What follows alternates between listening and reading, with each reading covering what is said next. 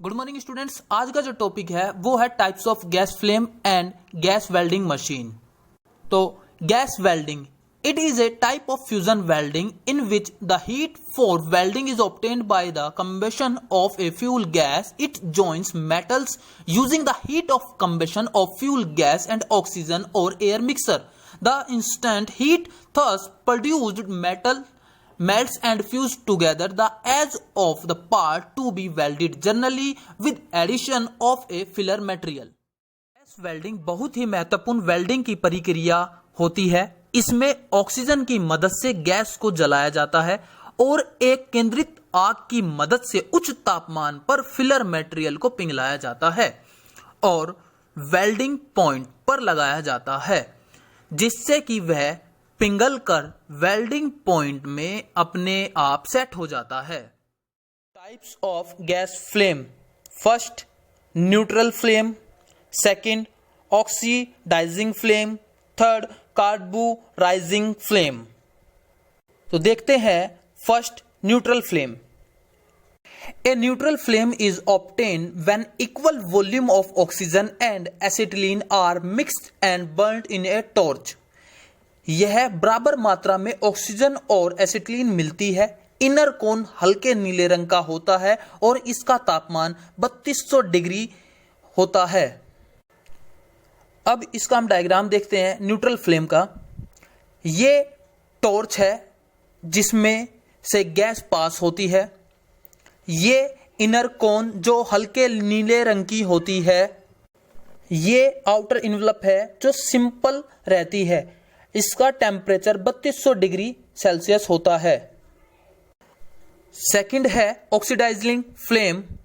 This type of flame is obtained where there is an exchange of oxygen. It is similar to neutral flame, but the inner cone is less luminous and shortest.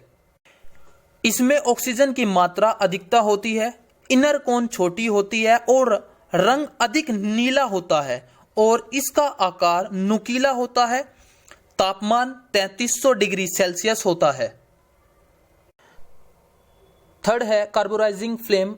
A carburizing or reducing flame is obtained when an excess of acetylene is supplied, then which is required theoretically. A reducing flame is recognized by 3 distance zone.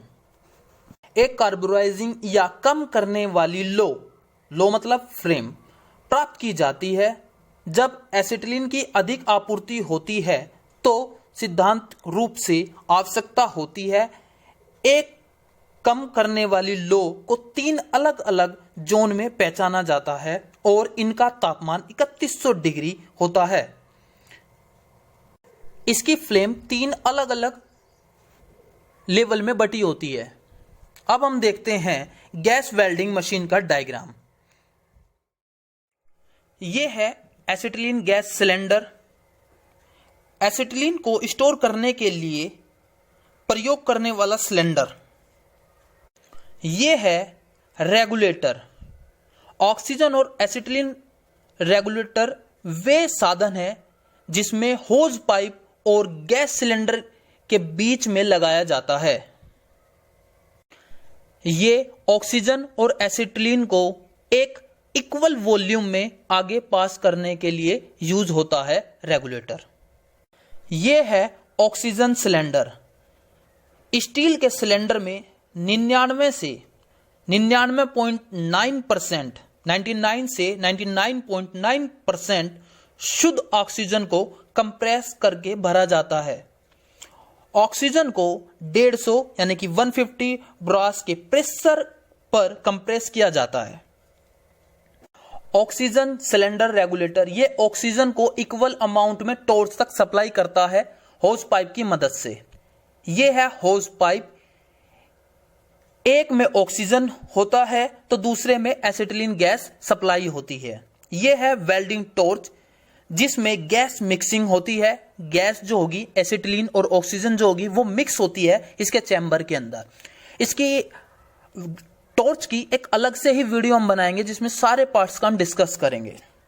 यह है flame जो अलग अलग रंग की तथा अलग अलग टेम्परेचर की होती है। फ्लेम की मदद से हम वेल्डिंग करते हैं।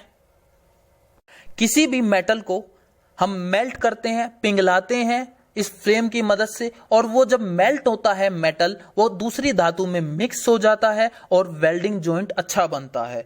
आई होप आपको टाइप ऑफ फ्लेम और गैस वेल्डिंग अच्छे से समझ में आ गया होगा। Thank you so much watching my video. Please like and subscribe our channel. Thank you.